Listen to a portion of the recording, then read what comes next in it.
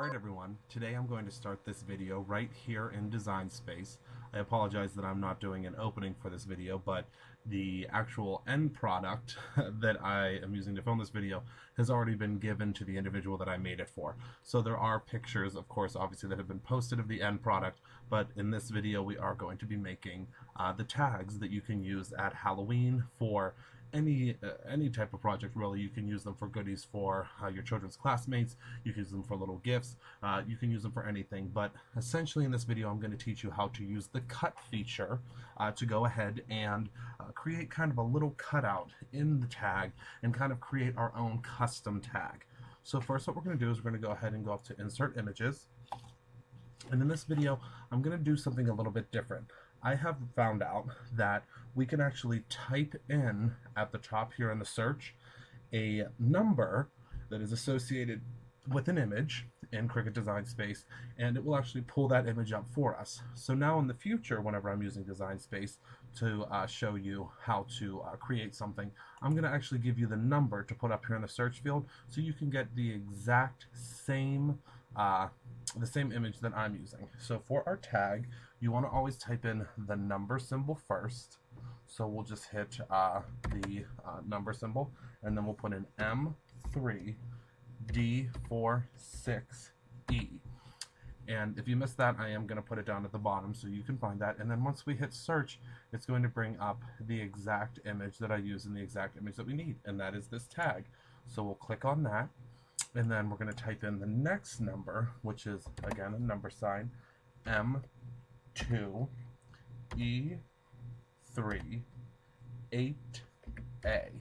and we'll hit search for this one as well, and that's going to bring up the bat for us. So we'll just click on that bat, and again in the future I'm going to give you these numbers, number and letter configurations, and you'll be able to pull up exactly what I have pulled up. But of course you can use anything that you would like to create these tags, any images or any tag you would like. So first what we're going to do is we're going to take our tag here. Now obviously you can see here this tag has two layers. It has a front layer and it has a shadow layer. What we're going to work with is just the front layer. So let's go ahead and hide that layer. Now what we'll do is we'll go to our edit up here, and we're going to rotate this just so it's a little bit easier to work with. So we'll go ahead and rotate that, and with that rotation you'll see here that if we click on that shadow, the shadow rotated with it as well.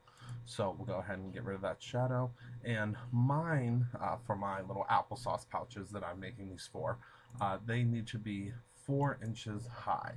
So the width and the height do not change whenever you change the rotation. I want you to remember that. So if you do the width here, the width, if we do the 4 here, that's going to change actually the height as we're looking at it because we rotated it. So again, the width here is actually the height now because we did rotate it. So now all we'll need to do is take our little bat here, we'll size it down to the size that we like for inside of the tag. Let's make that just a little bit smaller. Well, looks good about there. And then what we'll do is we'll make sure that that's centered to where we like it. We'll go ahead and select all by drawing a box around everything. And with these two items, whoops, we'll just hit select all up here. With these two items highlighted, we're going to go to the layers and we're going to hit slice. And I believe in the other video I may have accidentally said cut that I'm going to say because I did not film this in order. In the next video I believe I say cut, but obviously it is slice. And what we'll do is now this little bat is actually sliced out of there, and we don't really need him. You can delete him from here. He's still obviously going to we're still going to have that piece, but it's easier to kind of see what's going to happen behind there. And then what we'll do is we'll unhide this tag, and you can see that behind there, let's change the color so we can see this a little bit better. Behind there, we'll just change it to pink, that color is going to show through. So very, very simple and easy. Now we'll add text, and with our adding of text, obviously in a previous video I showed you how to do the writing style and everything that you would need to do to add the text. And what we'll do is we'll just write in here from and then we'll put from Christopher, and then we'll go up to our edit screen here, and we want to go ahead and with the letters, whoops, we'll get the edit screen once we click down here. Okay, let's see. Scroll up here. Whoops. And then we'll center that from Christopher there, and we'll pick the writing style that we would like of whichever font that we choose here. With this one, we'll just use the Cricut alphabet, and we'll change the color of this to, let's change it to midnight so that we can see it a little bit better. And we'll place this on our tag wherever we would like for it to write. Excuse me, that looks good there. And you just want to make sure that we're going to go ahead and select all again, and you want to attach everything so that everything does cut and write at the same time. So again, very easy with this, with the name here. Whenever we're going to type in everything here, you want to go to your edit screen, and you're going to want to go ahead and change. Let's make sure that this is selected. You'll go ahead and you will write exactly what is on here. Whenever we go ahead and select all and we attach everything, everything will get attached together. It's going to break apart all of these letters, and we're going to hit go. And when we hit go, we're going to see here that it's going to cut the first mat is going to be our top layer of the tag. And the second, whoops, actually, we're going to actually undo that. We do not want to attach all the pieces. We want to hide this bottom layer, and we want to attach these two pieces together. If we attach the bottom layer, it's going to cut out the bottom layer out of the same piece as the top layer, and we do not want that. So now when we hit go, it's going to, first it's going to cut the top layer, and since we have the bottom layer hidden here, it's just going to cut this layer. If we were to go ahead and keep both layers showing, so for instance, let's scroll down here and keep this back layer up, and we hit go, it's going to show us it on multiple mats. Now for mine, I did 12 different tags here, so I would just type in 12 here and hit apply, and that will make 12 individual tags for me, and it will actually break everything down for me onto each mat. Here we have the writing. It's going to tell us that we're going to write these ones, and here it's just going to tell us that we're just going to cut, and this is with 4 mats. So very easy peasy, and I'll go ahead and we're going to jump over to my craft table now, and I'll show you exactly how it's done. See you in a minute. Alright everyone, we are now down at my craft table, and what I'm going to do is I'm going to show you how to assemble these tags very, very easily. First, what I'm going to do is I want to show you this paper pad that I used here. It is a paper pad by the Paper Studio from Hobby Lobby. It is called the Trick or Treat Pack, and it comes with 60 papers. The reason that I kind of wanted to show you the paper pad is I have received a bunch of questions about what I do with scraps. Obviously, I have tons and tons of scraps that I get from my different paper pads whenever I'm doing a project. And what I want to show you here is if we open up this paper pad and we go to the back, what I do is I take an envelope. It's just a standard shipping envelope, just like this one that my card kits come in, and I cut it in half, and then I adhere it to the back of my paper pads. Now, with this paper pad, obviously, it's an 8.5 by 11. I can use the smaller envelope. What I do is I take my scraps, and I just go ahead and I tuck them in the envelope in the back. Now, for a 12 by 12, you're going to want to use one of the larger envelopes, but of course, you're never going to really have a scrap that is going to be larger than your pad. Well, you'll never have a scrap that's larger than your pad because you can't get paper bigger than the pad whenever it comes out of the pad, but you'll never generally have a scrap that's larger than the larger envelope that you would put in here. As you can see here, these are almost the exact same size as this. So whenever I'm going through a paper pad and I want to find something for a card or for a project, I just flip to the back first and I take a look at all of the scraps that I have, and I can use these first. Super easy, super convenient, and it's in the back of all of my paper pads. So now we're done with that, and let's go ahead and get started on assembly. Now, when I do a project like this one, what I like to do is I like to go ahead and I put everything together in a assembly line fashion. So, for instance, with these tags, these are the finished tags.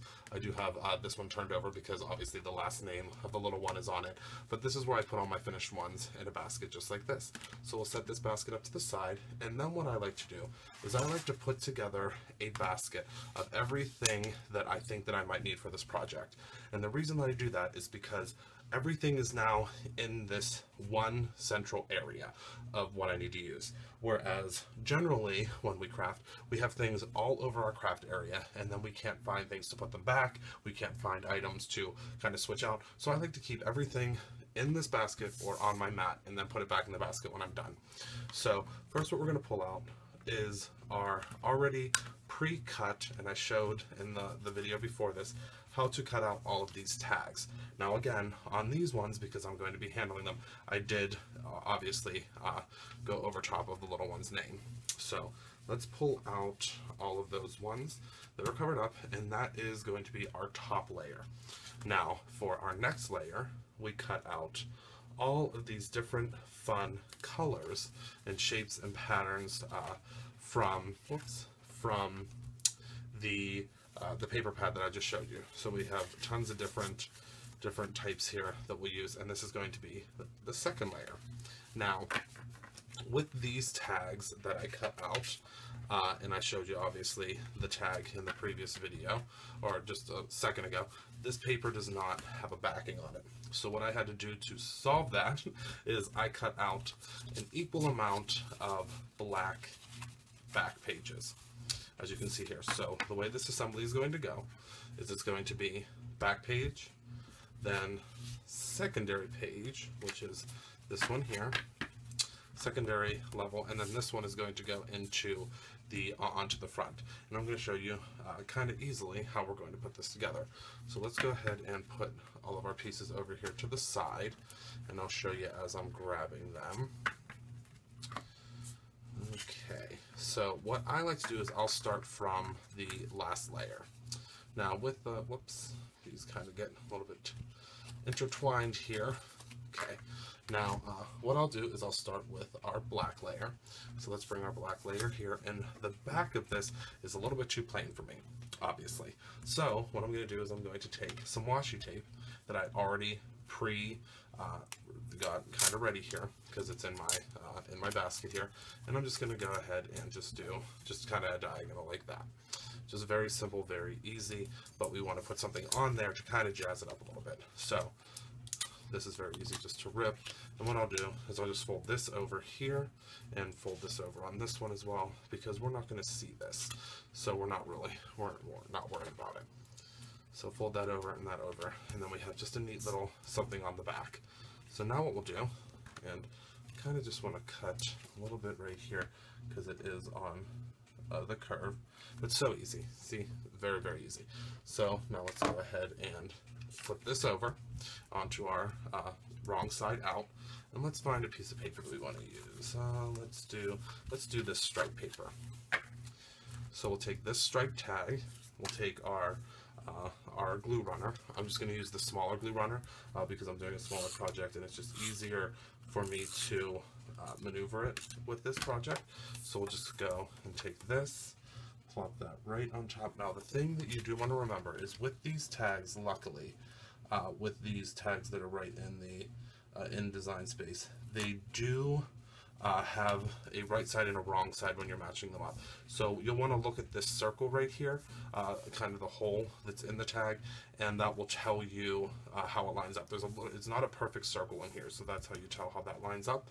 Then all we have to do is we'll take our next tag and go ahead and add our adhesive to it. Could not be simpler. And we'll go ahead and we'll line up this circle in here. Simple.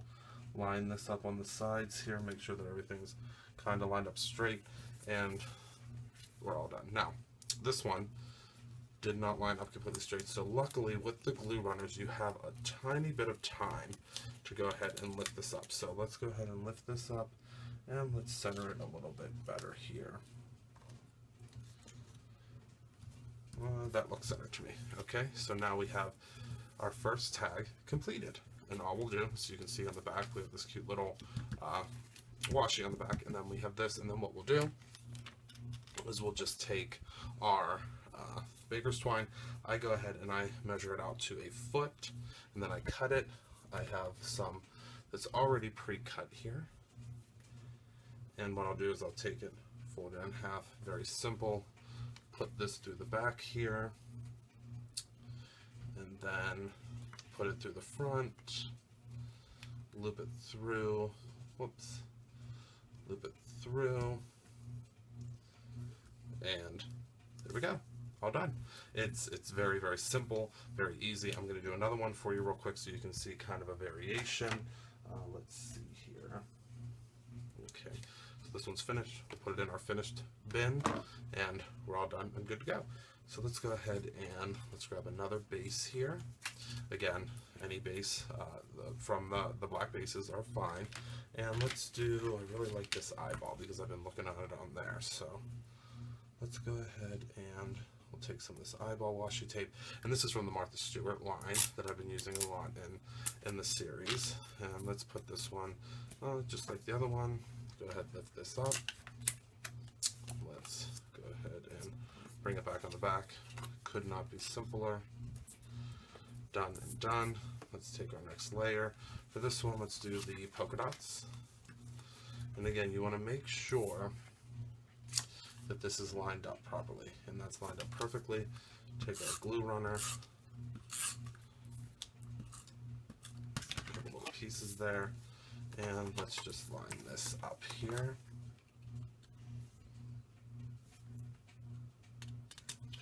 Two pieces are lined up, done. Let's take our top piece again. Very simple and easy. And place that on top of there. Make sure that we're even on both sides here. That looks pretty even to me. Again, it's Halloween craft, does not have to be perfect. And there's another one done. Very, very easy. Let's take our string. You just want to remember that you're going to go ahead and place this through the back each time, just so that it matches up. You can do it through the front as well. Just make sure that all of them match. Through the back, we're going to loop it, and then we're done. So that's another tag done. Now the way that I would package these, if I was going to sell them, or in this case give them away to a coworker, is I would go ahead and I would take all of my tags. Let me just get them all grouped up here. And there's going to be 24 tags in all whenever these are finished. And I would go ahead and I would take one of my clear sleeves, and I would place these inside of the clear sleeve, just like so. Let this kind of go down to the side here. And what I would do is I would go ahead, and these are actually backwards in the bag, so let's take them out here. We'll put this to the back before I put it through this next time. Put it in like this, make sure that this seal is to the back. What I'll do is I'll kind of put them over to the side like that. Let's take our seal off here, and what I'll do is I will position this as far down as it can go, and then I'll seal it.